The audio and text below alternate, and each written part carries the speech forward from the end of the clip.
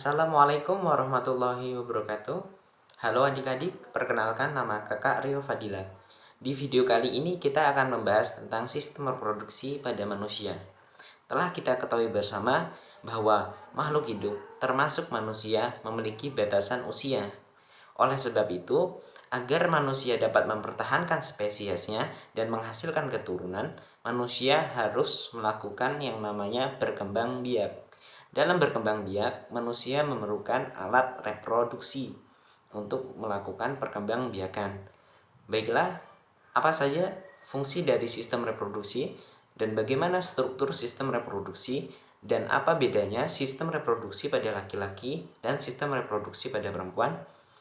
Mari kita akan bahas pada video kali ini. Perlu kalian ketahui terlebih dahulu bahwa sistem reproduksi terbagi atas sistem reproduksi laki-laki dan sistem reproduksi pada perempuan.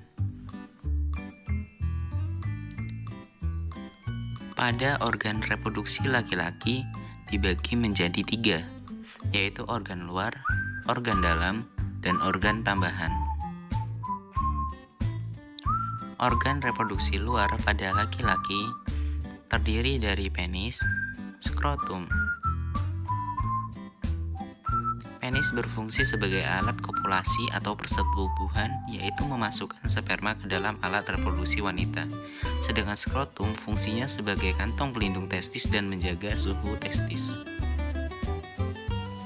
Pada organ reproduksi dalam terdiri dari testis, epididymis, vas deferens, dan uretra.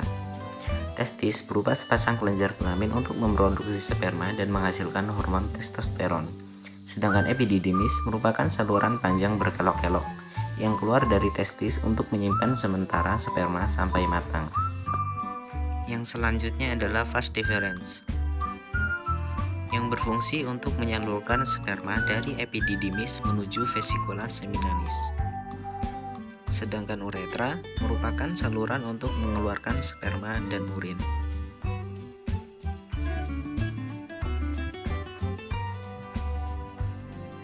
Pada organ reproduksi tambahan, terdapat kantong sperma atau vesikula seminalis, yang berfungsi sebagai tempat menampung sperma sebelum dikeluarkan. Pada dindingnya terdapat cairan yang mengandung fruktosa, asam askorbat, dan asam amino untuk makanan dan pelindung sperma.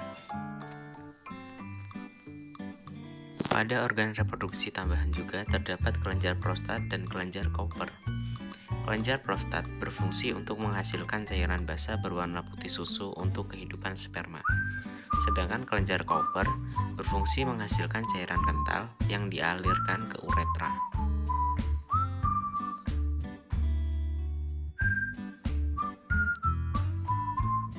Kemudian yang selanjutnya adalah organ reproduksi pada perempuan. Terdiri dari organ luar dan organ dalam. Organ reproduksi luar terdiri dari vulva, yaitu yang terdiri dari bibir besar dan bibir kecil.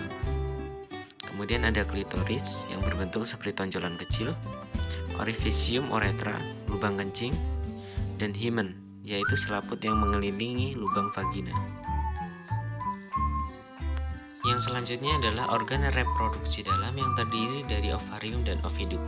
Ovarium merupakan tempat memproduksi ovum atau sel telur dan hormon estrogen dan progesteron. Sedangkan oviduk atau tuba Fallopi untuk menyalurkan sel telur ke uterus rahim dengan gerakan peristaltik dan gerakan silia pada dindingnya. Kemudian yang selanjutnya adalah infundibulum tuba.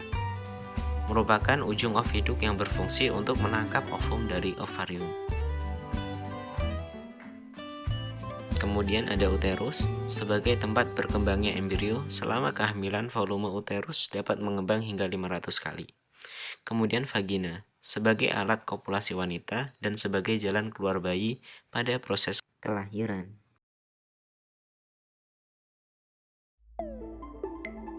Itulah tadi materi sistem reproduksi yang telah saya sampaikan. Semoga materi tersebut bermanfaat dan saya ucapkan sampai jumpa.